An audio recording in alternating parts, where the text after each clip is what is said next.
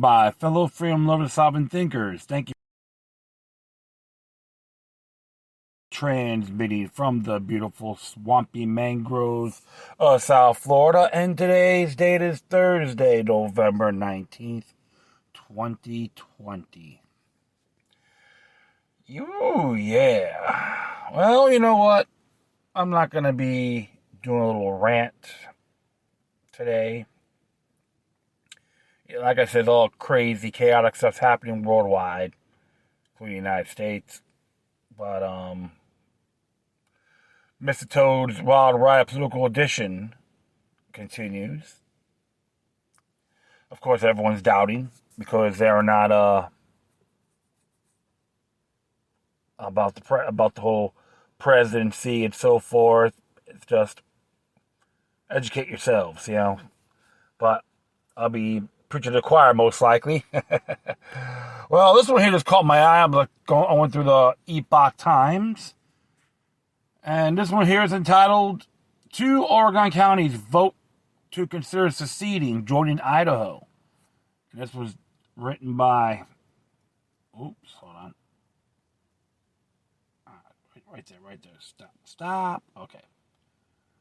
Written by Matthew Vadum. And this is what Mr. Vadum has to say. The residents of 2 rural Oregon counties voted in November 3rd election to require their county officials to begin considering what would be involved in seceding from Oregon by moving neighboring Idaho's border. All right. And it came out today, by the way, if I forget, excuse me. Oregon's swing to the left in recent years has left many Oregonians uncomfortable, as state officials such as Governor Kate Brown, a Democrat, has enforced what they consider to be excessively strict policies aimed to combat the CCP virus that causes the disease COVID-19. Many conservatives and other residents feel ignored and have become disenchanted with local officials, including Portland Mayor Ted Wheeler, a far-left Democrat, who they say has failed to crack down on political violence by Antifa and Black Lives Matter. Changing state borders is a complex task. The legislature of both states and the U.S. Congress would have to consent. But the victory of the grassroots group, Move Oregon's Border, in Jefferson and Union counties, is just the beginning of what promises to be a long, involved process. The group also hopes to bring some counties in liberal California along with it to become part of Idaho, a state that has voted for a Republican candidate for president in every election since 1968. A group called the Proposed Expanded State Greater Idaho. The idea of joining Idaho is new to Oregon voters, and they need more time to learn that Idaho taxes are lower, even with all taxes considered, and that Idaho law respects traditional values in many ways that Oregon law does not. Mike McCarter, president of Move Oregon's Border, said in a statement. This friction between conservatives and the left in Oregon and California will continue to increase as their expectations diverge. So moving the border will eventually be seen as a necessary peaceful solution to this problem. The reaction of Oregon government to the execution of Trump supporter Jay Danielson in Portland shows that they will not protect people who are not on their leftist team. This is not a sustainable situation.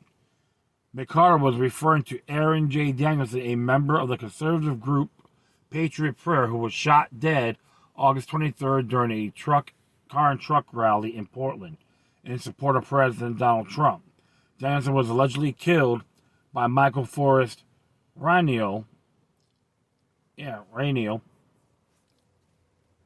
Yeah, I got that right. And an Antifa supporter who was killed near Lacey, Washington on September 3rd while fleeing a federal fugitive task force. Rainiel, a white man, had a neck tattoo of a black fist representing the Black Lives Matter movement and referred to himself as 100% Antifa in social media posts, as Seattle Times previously reported. So technically, he's a Leninist. Brown reacted to the shooting of Danielson by ignoring the violence of Antifa and Black Lives Matter supporters, and instead attacked Patriot Prayer, an armed white supremacist, for bringing more bloodshed to our streets. That's how Brown reacted. So, based on this, he becomes a white supremacist. So, can we say Mr. Brown may have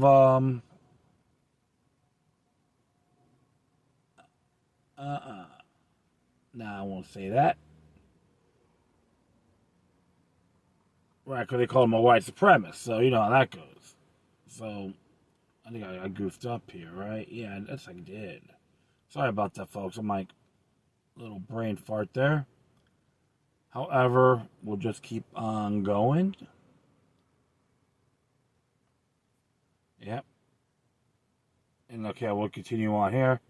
Change will not come overnight, and as we have seen in these last months, it does not come easily either. But we are building a more just future. I will continue to work with local leaders, law enforcement, and community leaders to bring all voices to the table to help end the nightly confrontations, but that will only come if we commit ourselves to do hard work to bring out real change in racial justice. This is what Kate Brown has to say. Yeah. Well, I remember someone called her a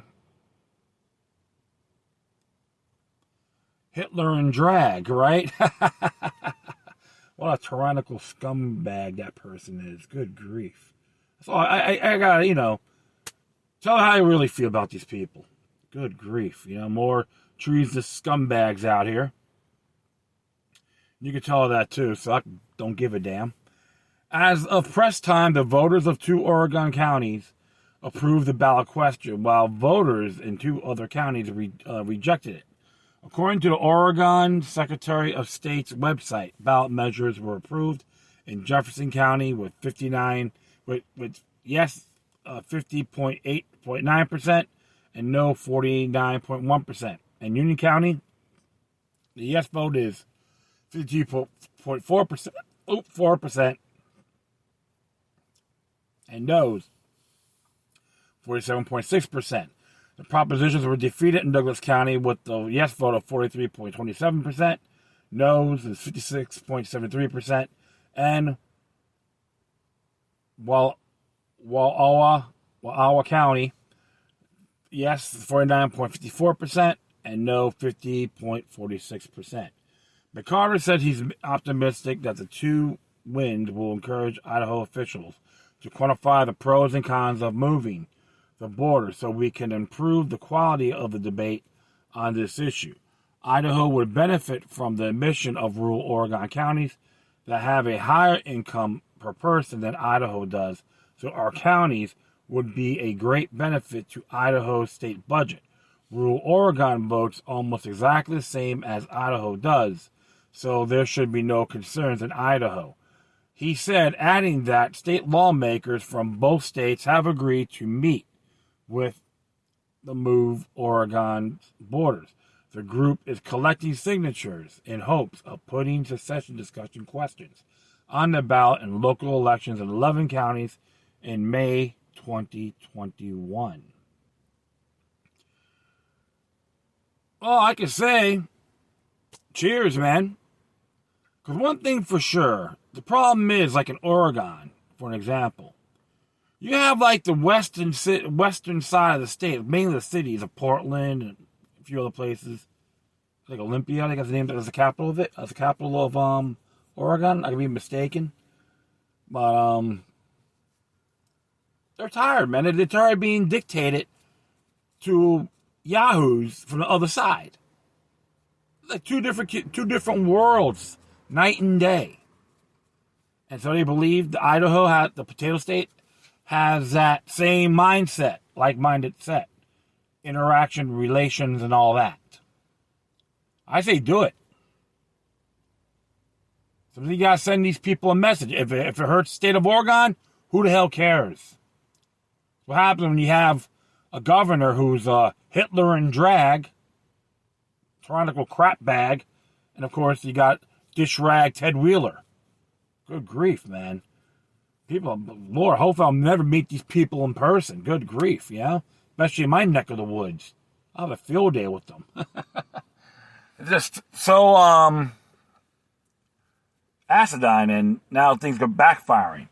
And you know what's great about it? Because now it's just, even though the other two weren't really satisfied, majority, however, still a message, it can be done again. And you got to do 11 more counties in May of 2021. Hey, make it happen. It's up to the people in those counties to decide what they want.